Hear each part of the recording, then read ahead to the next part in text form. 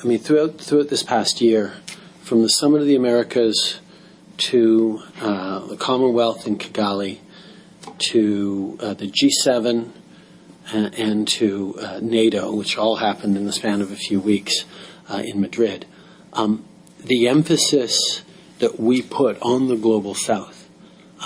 was more robust and more real than we ever had before.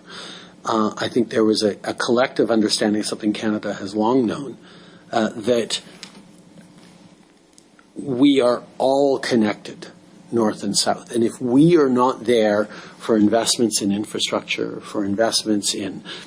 health systems, or if we're not there for investments in greening their economies,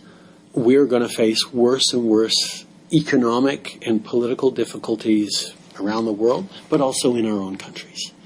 So I think that 2022 actually, even given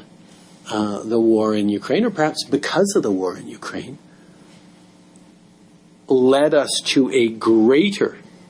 emphasis on the Global South than ever before. I mean, our desire to turn to the world and say, see, Russia can't be trusted, and see members of the Global South say, yeah, but they're the only ones showing up to invest in our infrastructure,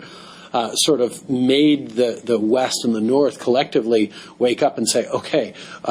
we've got to start showing up. We've got to not just say, yes, our values are the right ones. We've got to show that building success happens with open, responsible democracies. We're going to continue to look at how we can best help around the world, but a lot of it is less around humanitarian development in my conversations with the Global South, and much more about, well, how can you create investments in renewable energies that's going to last the next 20 years? How are you going to build a resilient infrastructure that's not going to be wiped out by the next hurricane or landslide or heavy rains or whatever it is? So these conversations are shifting, but we're going to continue to very much be present in investments in the Global South.